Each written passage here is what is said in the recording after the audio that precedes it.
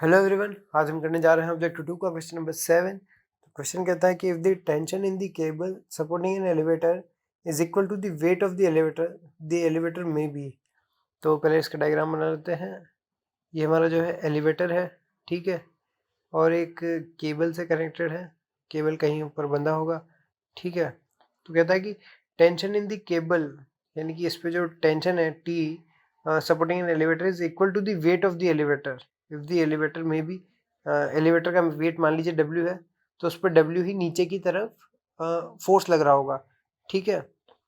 नीचे की तरफ W फोर्स लग रहा है और ऊपर की तरफ टेंशन फोर्स लग रहा है केबल के द्वारा। तो वो कहता है कि इक्वल टू, ये दोनों बराबर होंगे, T इक्वल टू W। कब? आप कैसे देखते हैं, going up with increasing speed.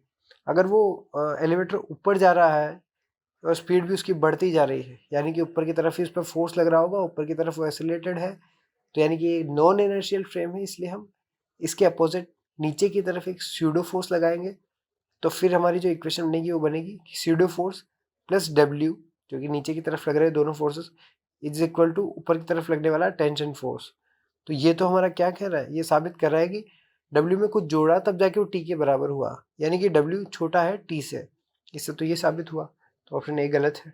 Option B कहता है कि going down with increasing speed, वो नीचे की तरफ जा रहा है और उसकी स्पीड भी बढ़ती जा रही है, यानी कि उसके नीचे की तरफ ही फोर्स लग रहा होगा कोई और नीचे की तरफ ही एक्सेलरेशन होगा, तभी उसकी स्पीड बढ़ रही है नीचे जाने पर।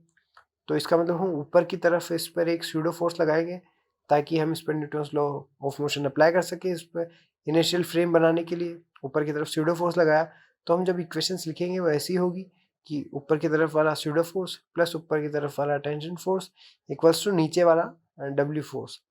तो यहाँ से हमारा निकल के आ रहा है क्या, कि टी में कुछ जोड़ रहे हैं तब जाके W के बराबर है, यानी कि टी छोटा है W से, तो ये भी हमें नहीं चाहिए, तो ऑप्शन बी भी गलत। ऑप्शन सी कहता है क्या है, हमारा ऑप्शन बी का एक्सप्लेनेशन। ऑप्शन सी कहता है और ये ऑप्शन ए का। ऑप्शन सी कहता है going up with uniform speed, ऊपर जा रहा है विद यूनिफॉर्म स्पीड, कांस्टेंट है, कोई एक्सेलरेशन नहीं है, ठीक है, यानी कि कोई फोर्सेस भी नहीं लग रही। तो जो भी फोर्सेस है दो ही हैं, ऊपर की तरफ टी नीचे की तरफ W, और दोनों बराबर हैं, बैलेंस इसी से होगा। तो ऑप्शन सी करेक्ट है। ऑप्शन डी कहता है going down with uniform speed, जी हाँ, इसमें भी यूनिफॉर्म स्पीड है, ठीक है। यूनिफॉर्म स्पीड है यानी कि एक्सेलरेशन जो है वो हमारा जीरो है, कोई उस पर फोर्सेस नहीं लग रहे हैं। तो कोई फोर्सेस नहीं लग रहे हैं, तो सिर्फ दो ही फोर्सेस हैं जो बैलेंस करने के लिए एक दूसरे के इक्वल हो जाएंगे। ऑप्शन सी और डी हमारे करेक्ट आंसर, ठीक है। Thank you very much.